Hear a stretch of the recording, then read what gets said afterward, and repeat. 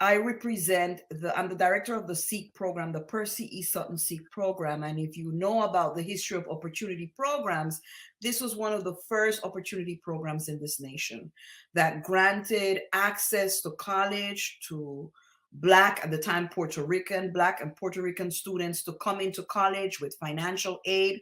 When that 1965 opportunity bill was written, with support, academic support, because they were coming from high schools that were not the best.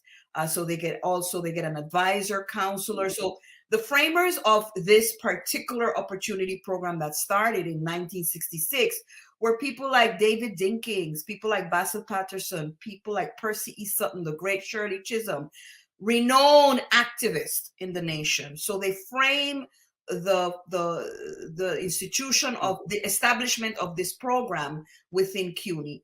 Now, as part of this, our particular program, SEEK, was granted a building. Many of the programs across the university don't have that type of space.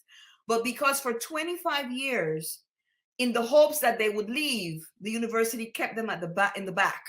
So students were getting classes on the sidewalk. They were housed in temporary structures. And in a way of reparations, the college said in 1991, we're going to redo this building and we're going to grant it to the program so that you can house your faculty, your staff, everyone, the students. It is this particular building that hosts this program, started by Black and brown people, that also continues to help Black students who have access into the university, that was targeted with racial epithets. This particular building that has been on the campus with us, we have been in the building for 30 years. We have dealt with students dealing with racism in classrooms, with racism outside, but never anything in the building. The building has become kind of like our sacred space. It's the safe space for Black and brown people. And suddenly now, on January 6th, one of our colleagues leaving the building sees this marked etch on a blackboard. You can imagine what that has created. Can you describe what's written on the blackboard? So what was there was a swastika and KKK lives. So in the building, we also have housed now a program called Ceru, which the director is Latina Jewish. And they run programs to help bringing together the communities, the Muslim students and the Jewish students. Mm-hmm. So it was targeted. We have no doubt about, at least the residents of the building have no doubt that this was a target on us. So we have tried to get the college to understand the severity of it.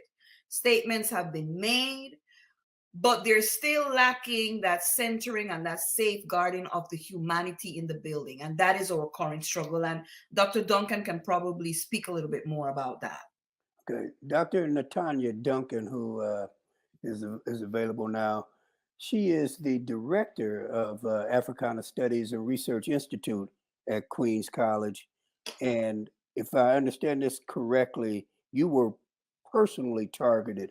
So that while there was a general targeting of the building that houses these programs, you also were personally targeted. Can you speak to what happened to you as well as the broader context of what's happening at Queens College right now? Thank you so much for this opportunity, and thank you to Brother Williams for sharing his space with us this evening.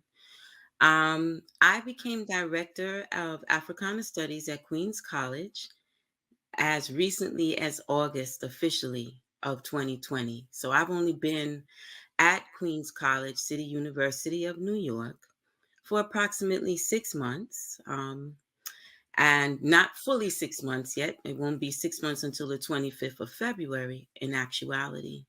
And in that time, I have launched a series of programming that actually targets and speaks to questions of race and racism and diversity and inclusion on the campus. Programming that actually was born from conversations with students who said, this is what is lacking. we can't find the courses that are related to Black history or Black studies because they're listed in ways that they're all over the place. We don't see any courses being listed under the Africana Studies heading. Mm. And so we started working towards creating an environment that there was increased awareness of Africana and what Africana Studies means. And we did this through community-based programming. We brought in speakers from the community. We brought in scholars. We allowed the students to moderate. We allowed the students to ask questions publicly in the chat. And on January 6th, there was this epithet, the KKK lives, which I took as a threat, particularly because my office that I am contractually obligated to sit in happens to be right at one of the entrance doors to the building. In addition to that, my telephone number is a number that I've shared with students because we're in a virtual environment. And it's also a number that I have shared with other faculty and staff because we're in a virtual environment. And through email and telephone, because my voicemail is recorded on my email and it's also recorded as text message, I received a threat that referred to me as an NBITCH and said that I was going to be going down. And this happened after we began to respond as a collective to the swastika and the KKK lives threat. So this is retaliation. Yes.